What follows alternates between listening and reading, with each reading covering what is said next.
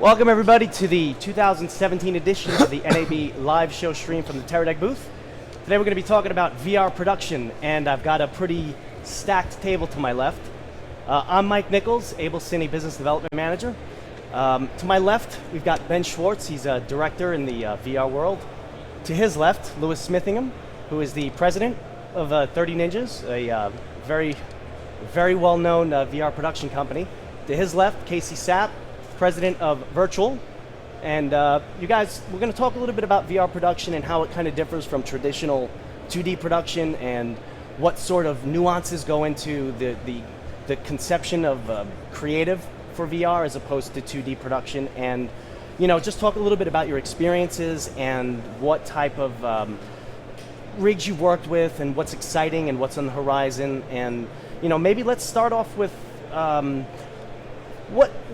what's this show specifically? Because last year there was a lot of hype leading up to NAB 2016. We're going to see VR cameras, and it was kind of a little bit of a letdown. But this year you can't walk more than 5 feet without seeing a new VR camera. So anything that you've seen thus far from the show that's kind of been exciting? I'll start. I think we were talking earlier. We're all pretty excited about the Yi Halo, which is their Google Jump solution. Actually, Louis had a chance to shoot with it. It looks pretty great so far. We shot the sizzle reel for it that's out right now, and in the pre-pro meeting, we were going over the budget, and I was like, how much should we budget for a roto? Like, let's all be honest, we're all friends here. Everything gets roto, and they're like, oh no, you don't need to do that. And I was like, yeah, but we really do. How much should I put? And I put an extra line item in, even though they told us not to. And then we got the footage back, and it was really confusing because, all these cameras are amazing. Ozo, John, they all use an algorithm called stereographic optical flow. And it produces great images and great stitching, but it does produce errors. And the stereo sometimes needs to be reconfigured. And the footage we got back was perfect, like in shots where I deliberately expected it to fall apart. And we were able to aggressively push the envelope further and further and further. And so I'm really excited about the stereo and the stitch on that. I think we're all pretty big fans of stereo here and advocates for stereo. What did you say before we got doing stuff? Yeah, there are a lot of niche cameras here. No camera can do everything. And so while there's light, there's big, there's fast, there's something going up in space, there's someone that go underwater, there's some with great color depth, there's some that live stream. We had a lot fewer choices last year, whereas now we can actually go through a whole production and choose the right camera for the shot instead of kind of putting a round peg in a square hole.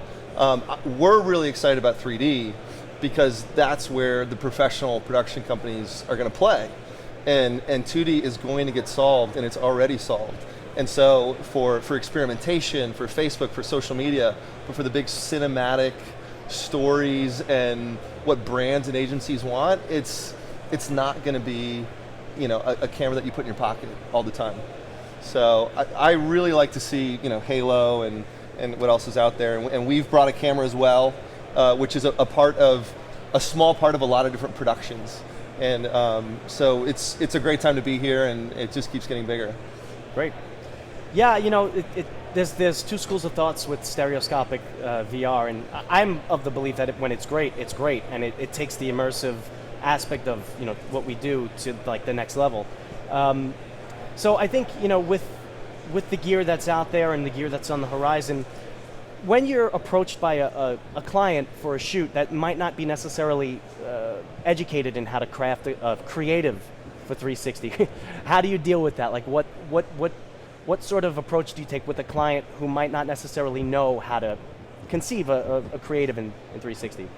Well, I would say I probably would start by asking them, what the shoot is about, what they envision creatively, what they envision the utilization of 360 is going to be. Do they think it's going to be static? Is it going to be moving?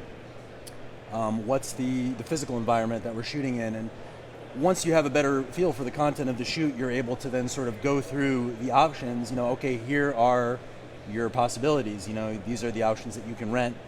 And you kind of tick off the pros and the cons of each, workflow, budget, size, and usually once you do that, you're able to kind of hash out on a case-by-case basis, what the best option is for your client.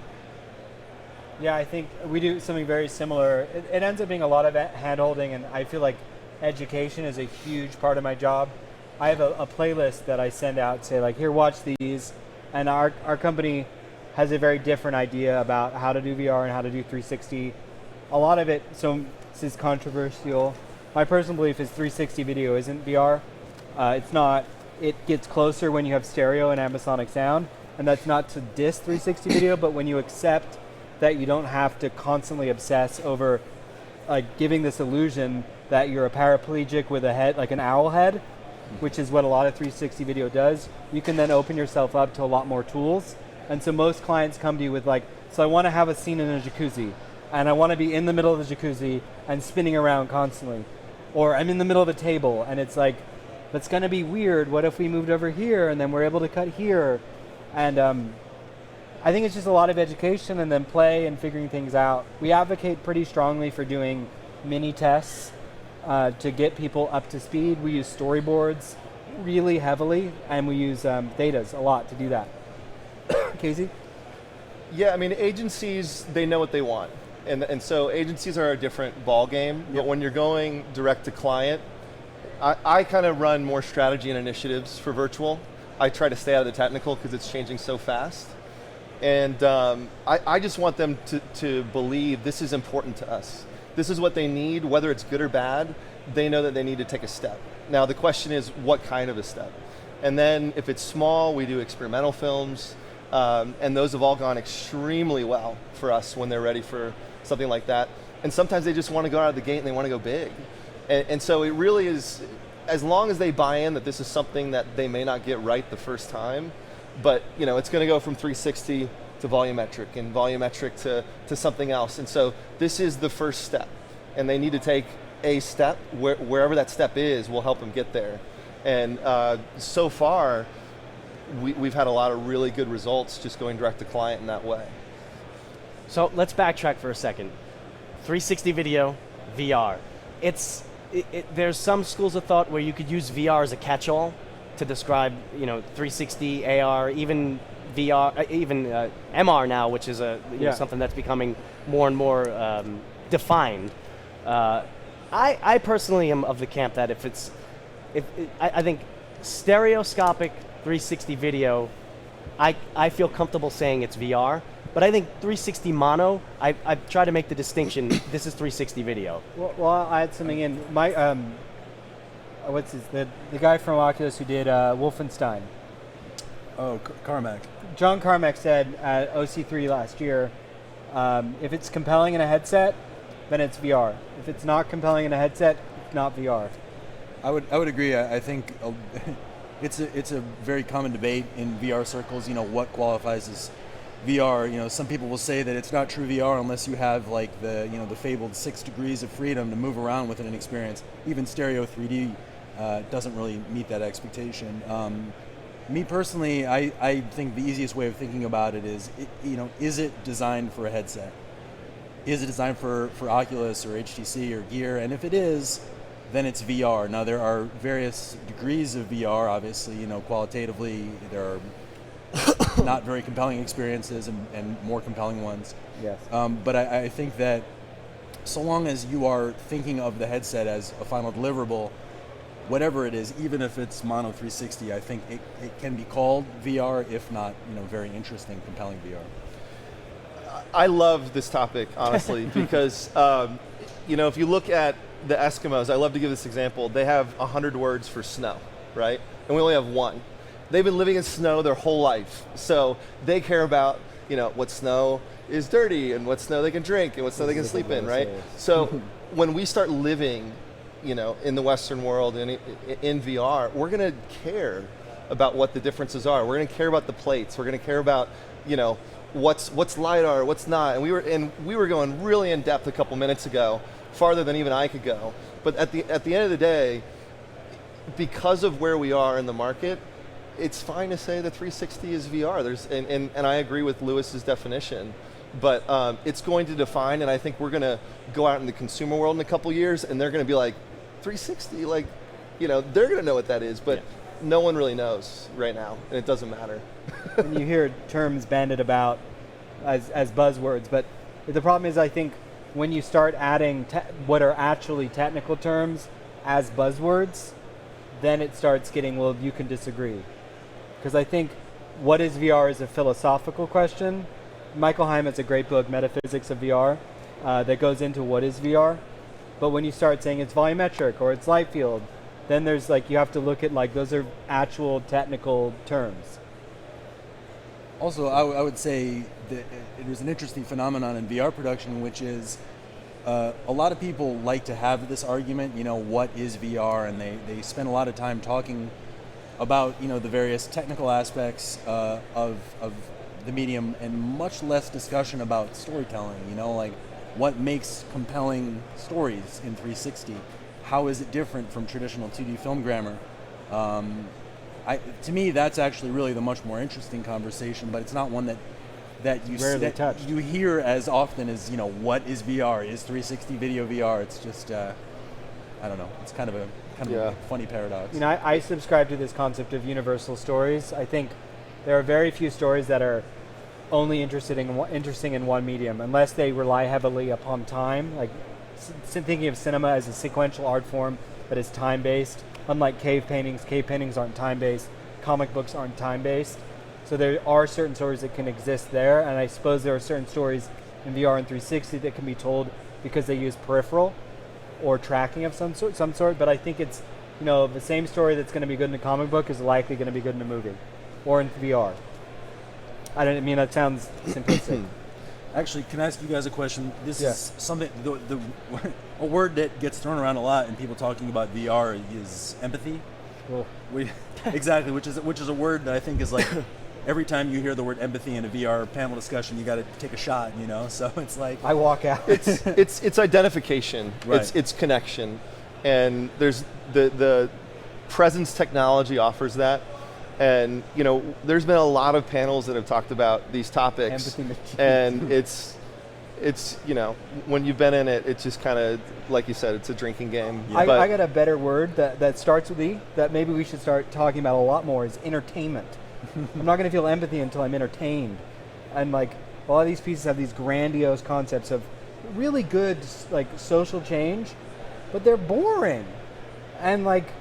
I'm sorry, like, if you look at Errol Morris, you got a guy out of prison because his film's amazing, or you look at the West Memphis 3, who are only out today because of that documentary. I mean, they were innocent the whole time, but they're out because of the documentary being amazing, compelling, interesting, entertaining storytelling. I think instead of worrying about making people feel a thing, we should make them stay for 30 seconds or more first. That sounds mean. But clearly we're all passionate about it. Yeah. And we know there's something there. We wouldn't be here if it wasn't meaningful and impactful to us. So it's maybe not about empathy for everyone, but there is an emotion and there is a connection that we all Agreed. have. Well, the interesting thing that I've found as VR and 360 production has... We can just say VR. Okay. as VR has kind of taken shape and become more of a real thing as opposed to, let's kick the tires on it and see if it's something.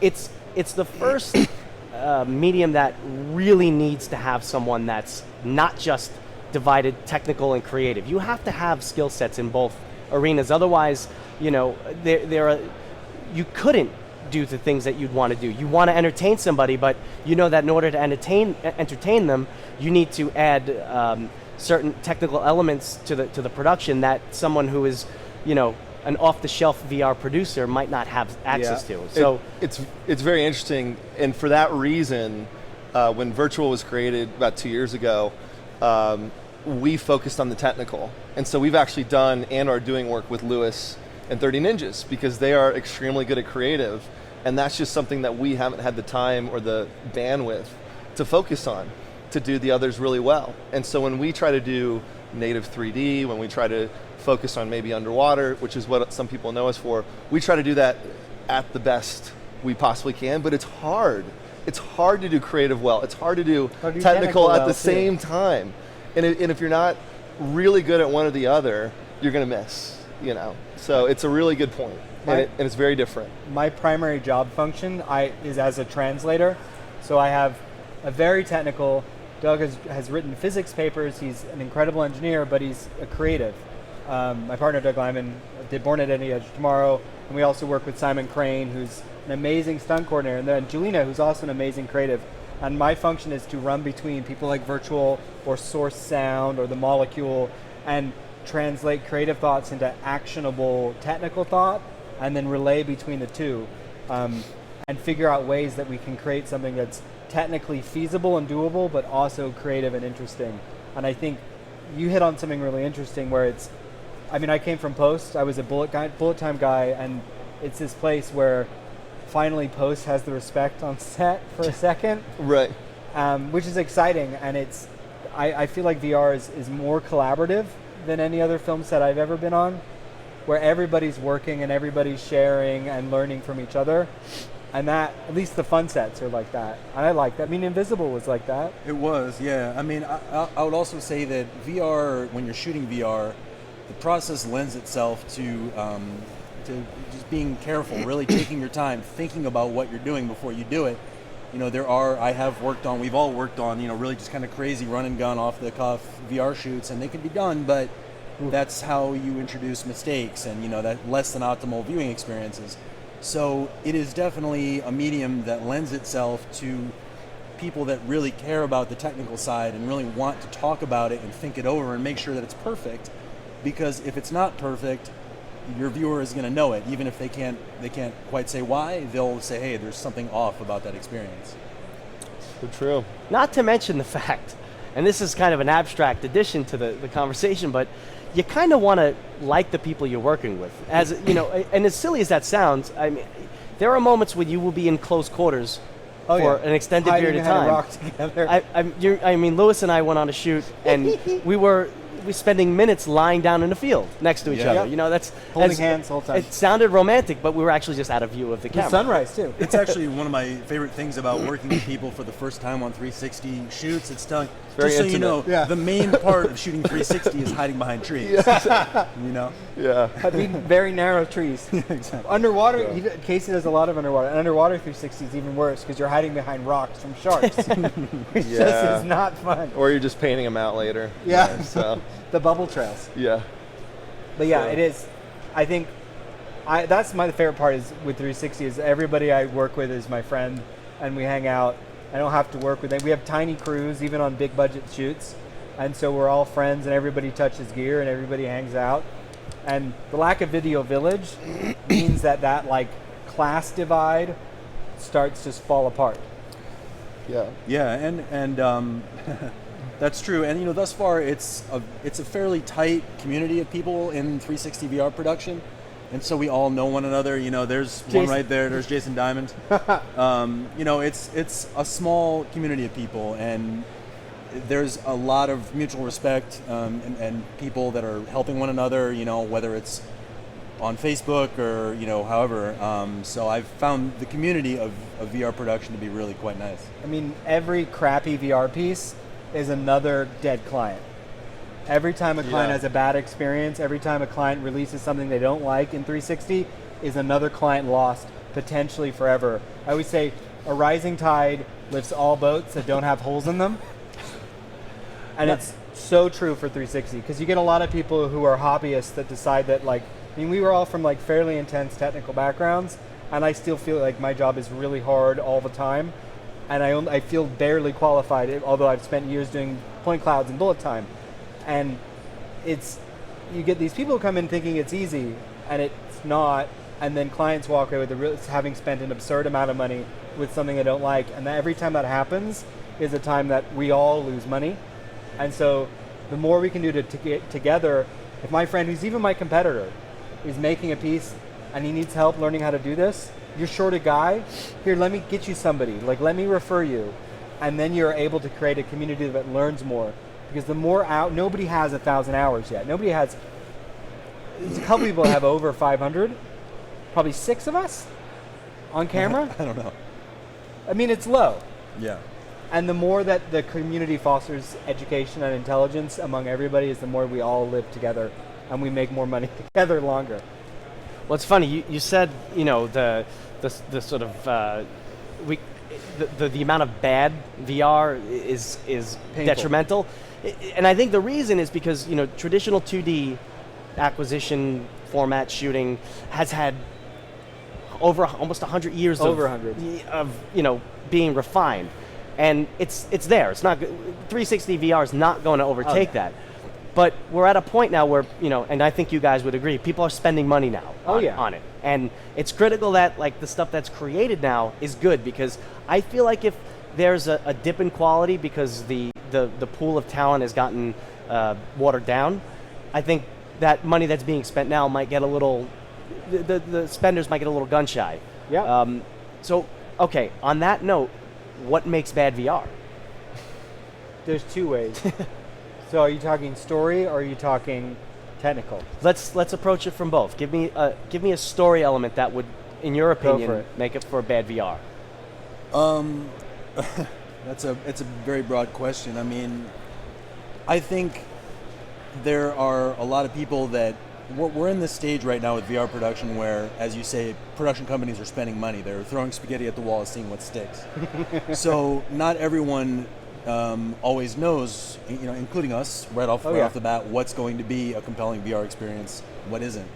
I don't know if there's necessarily one answer to your question, but I will say that from my perspective, I think what makes compelling VR experiences for me is the same thing that makes compelling 3D movies or any kind of stereoscopic immersive experience, which is a strong sense of place, a strong sense of immersion in a place. If you are telling a story in 360, you are, by the definition, emphasizing the surroundings, the environment of the story in which it's being told. And so if the environment, if the space in which you are in is important to the experience, is important to the story, then I think 360 and VR have the potential to enhance that. I mean, I think it's all about expectation. And if someone's going to release it to one of the main stores and they're going to put advertising and marketing dollars behind it, and they're going to say it's groundbreaking, you should expect that, right?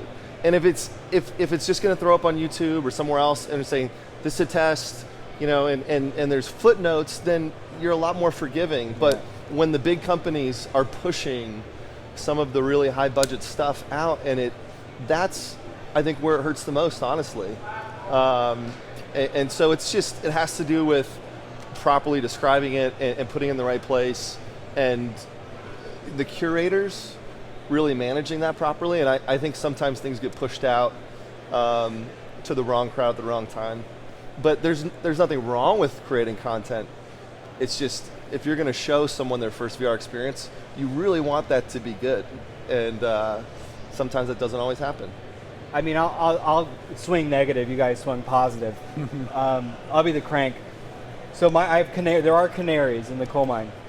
Number one, anytime a head-mounted rig is brought up, warning bells go off really, really loud, because I've yet to see that done in a way that is not nauseating or awful or money hemorrhaging, because the way you stitch those things, it's just going to cost some money, dude. Anytime a camera's put in the middle of a table, anytime the camera's put in the middle of a jacuzzi or in the middle of like anything, honestly, because I don't have a swivel head and I don't have 8 eyes, so I'm not going to be able to look back there and look here and then look here and look there. And then anytime we talk about unstabilized motion, I get worried. Yeah. I'll say that there is a certain hackneyed approach to 360, which is probably comes from people that really haven't thought about it very much. What makes compelling VR versus what doesn't. It's the same with 3D. You saw a lot of really terrible and gimmicky 3D where the storytelling was really focused on things that came out of the screen, throwing severed heads at the screen and stuff like that. Versus really creating the opposite. Space that recedes away from you and creates a sense of depth and immersion. That's a much more kind of subtle and compelling use of the technology. So with VR and with 360, you see people that they have these conceptions of what the tech is or what it could be, and it's really not based on experience or reflection. They think, okay, I'm going to put the camera on someone's head, which is, I think we can all agree, probably the worst use of the technology I mean, that there is. prove me wrong. Please prove me wrong. If somebody can do that and do it in a way that isn't nauseating and doesn't hemorrhage money, doesn't do the dreaded $10,000 a minute.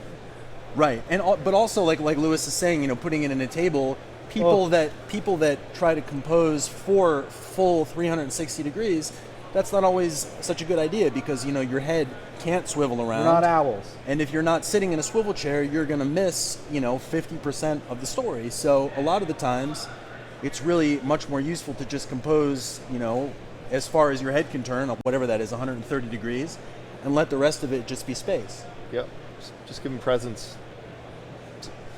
They did it well. Yep. I don't think we need to talk about what technically makes bad VR because I think we all know, it's... Yeah, we don't need to talk about rotoscoping.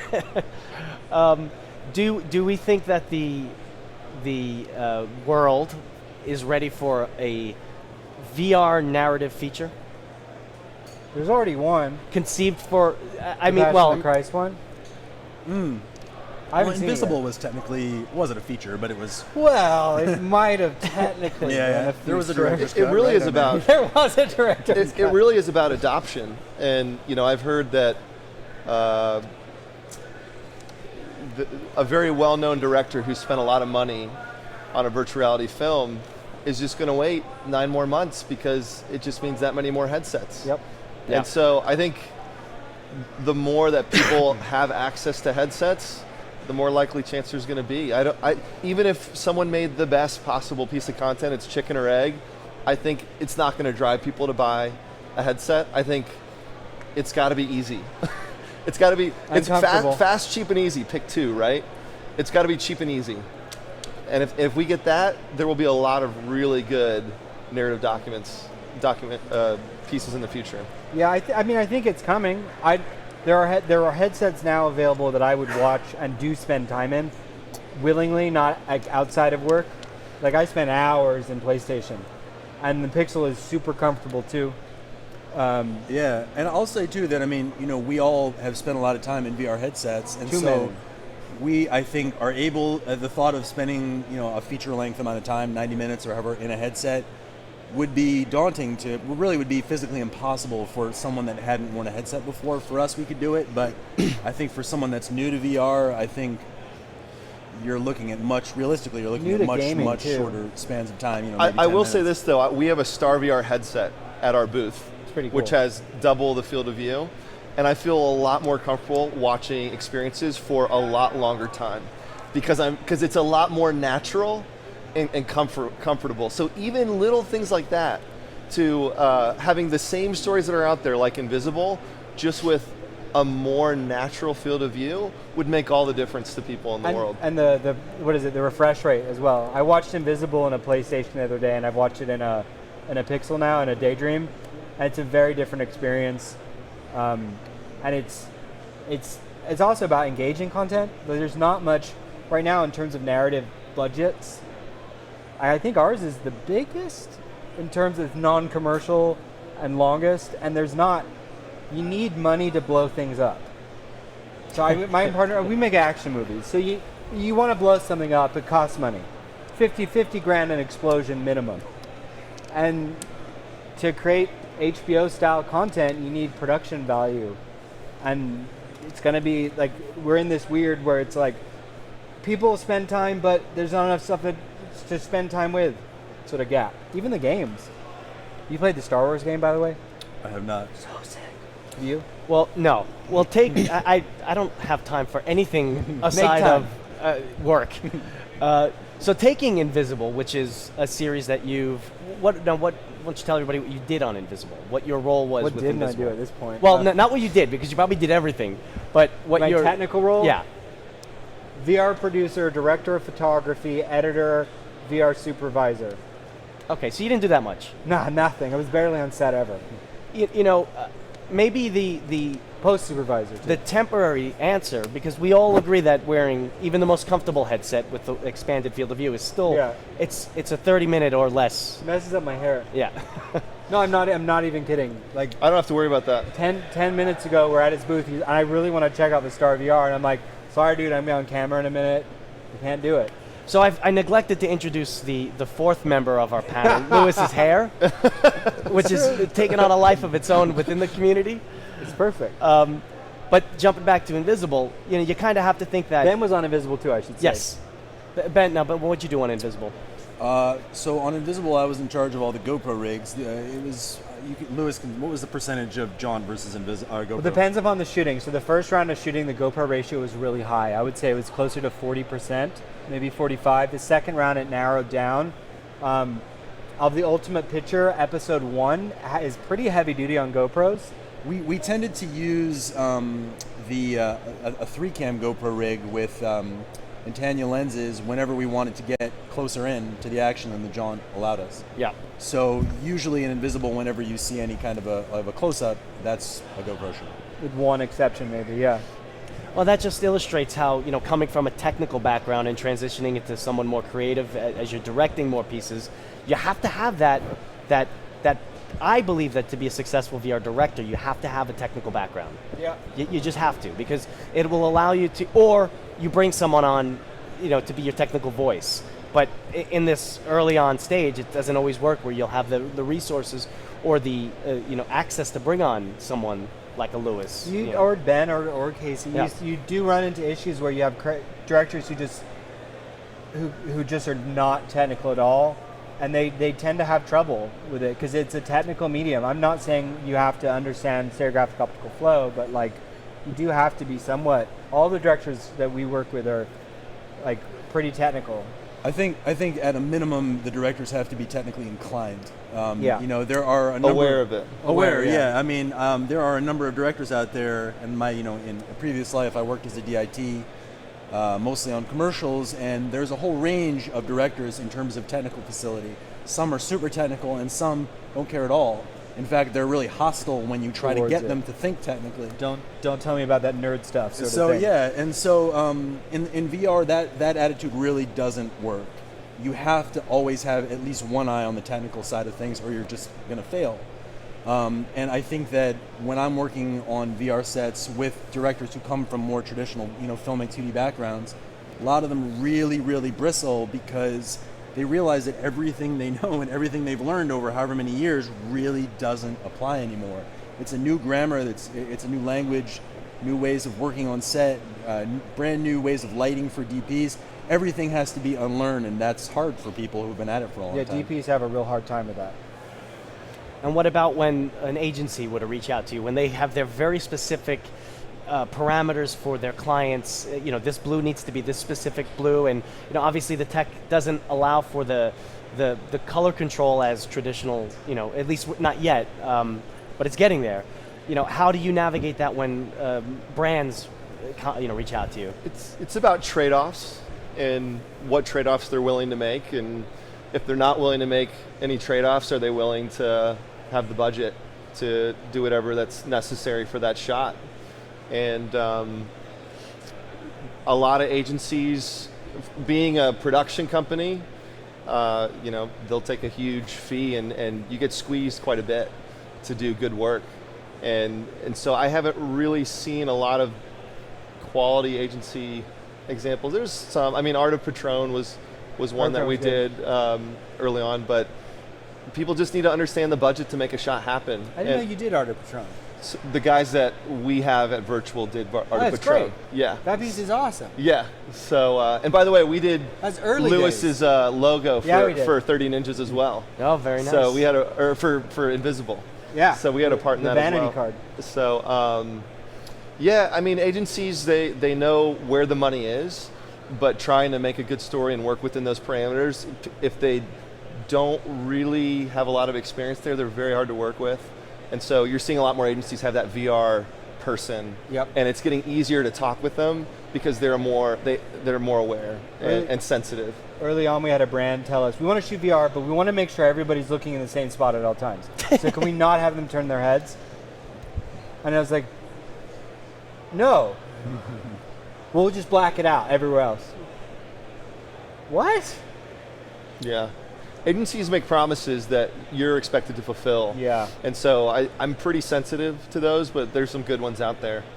that are worth Well, working with. I think it's important that individuals like yourselves and your contemporaries just keep driving the point home that they need to have someone in house. Agencies totally do. need to have someone in house that has an understanding on how to, I guess, like you would say you do, translate. Yeah, just translate it. Because early on with VR production, there was an instance where there was a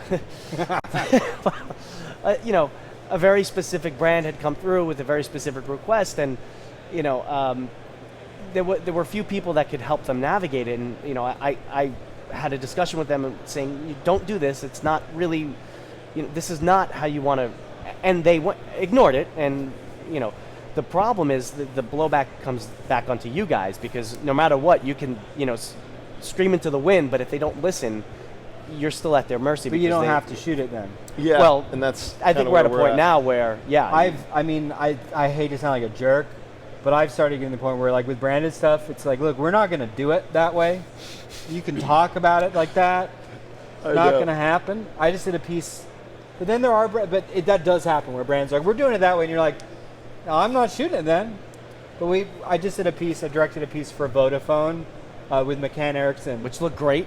We did bracketing, HDR bracketing, which I was very proud of, and it was in Romanian too. So I was directing in a foreign language that sounds like a mix of German and Russian and Spanish or Italian. Which Doesn't it seem like you're directing in a foreign language anyway? It with does, VR? but it was the point I'm getting at is they had a brand person who knew it. This guy called Platon, and he knew VR enough to be like, I know what a nozo is. I know what this is, and basically, whenever there was a discussion, he would go, and he would just talk to me. That's great. And you're seeing that more and more, but the last 2 years, it's been very hard. It's been awful. Very hard to find that.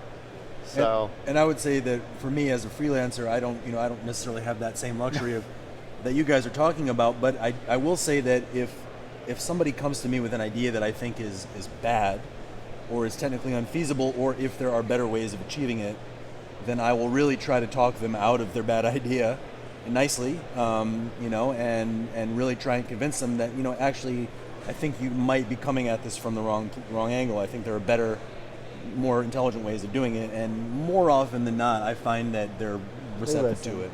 Can I ask you a question, Ben? So as a freelancer, because I was a freelancer, now I have a company, and one of the things I ran into as a freelancer, you run into this problem where, like, because you as a freelancer have no control over a post, you may shoot something in the most beautiful, amazing, shoot all these beautiful plates and everything is great, and then it gets handed over to some 14-year-old at the company and garbled. How do you handle and work with post-production to make sure your work that you shoot well, because I know you shoot good work, ends up, like I saw your whiskey piece and it looks good. Yeah, it was the same as a DIT. When you leave the set, that work is out of your hands.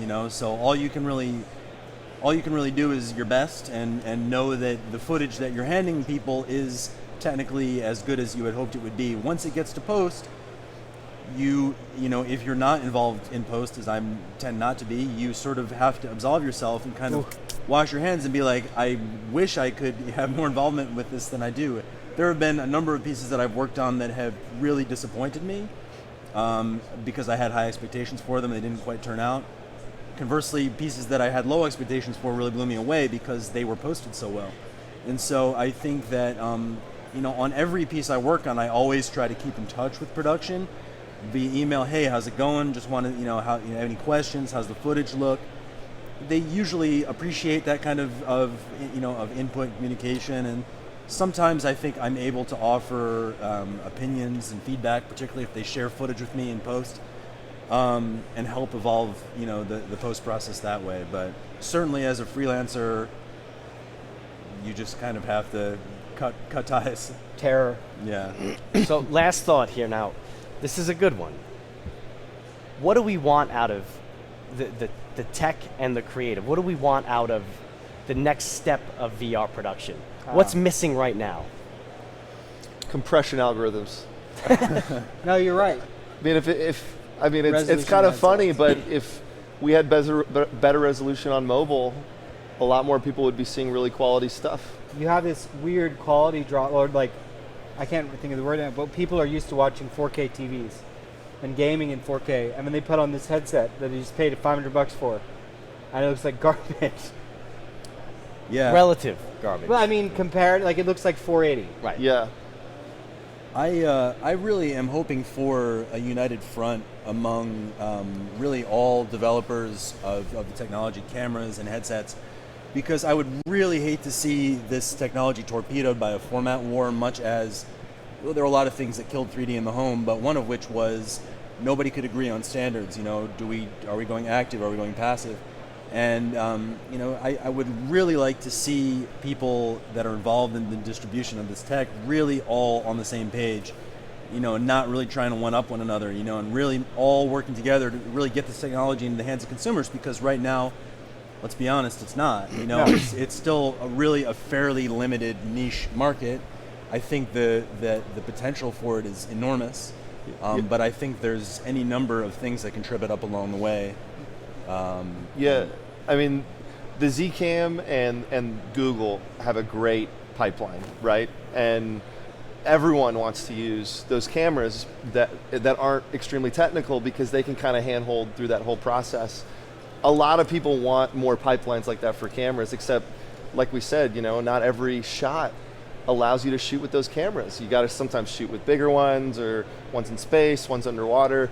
But I think the future is that you can match the creativity and the creative and the technical when you can send that up to the cloud, and you don't have to worry about, you know, messing that up in VFX or some guy who doesn't know how to stitch, you know. And so those cameras offer, I think, the future of the next couple of years of pipelines for cameras, because it just saves you a lot of money and gets you to where you need to go faster.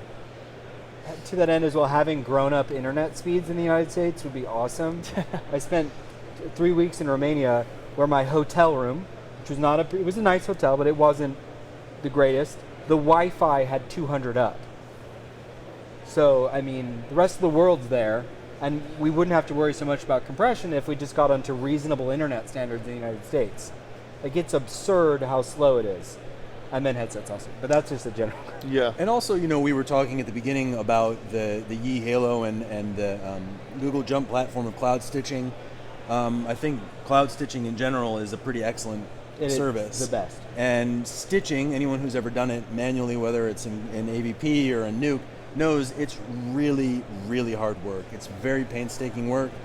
I don't know whether or not it's ever going to go away or not as a manual task, but I think that cloud stitching is really beneficial for all of us as content creators. It's uniquely frustrating stitching as well, like, because I've come from posts where I've done a lot of roto work, and rotoing you can always get it right, but stitching you can't always get it right, and that really is a bummer.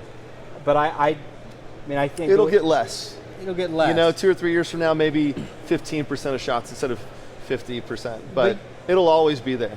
You'll get to this thing where, like, I think, you know, in Soho, our office in Soho, you throw a stick and you hit a roto artist, but I can't throw a stick and hit a stitcher, and so I lean towards optical flow and cloud stitching because, quite frankly, I can outsource stitching easier. Yes. Or rotoing easier. It's much easier to outsource that than outsource a stitch. Yep. Yeah. Well, look, there's a ton of new tech here. You should see his camera, by the way. Yeah, Casey's camera. You want to just really talk about it really quick? For those of you guys out there, we built an underwater 3D camera. It also does broadcasting. We've got some stuff on the horizon for broadcasting, and there aren't any other underwater 3D cameras. It's large, it's intimidating, but there is a group of people in the world who really care about it, and we're really excited, and that's why we're here. It's a blue Imperial probe droid. It's R2D2. Seems to be a design theme that follows a certain sci-fi genre of films. But Yep. you know, I want to thank you guys for coming. Thank you. This was great. Nothing short of spectacular with the talent sitting to my left.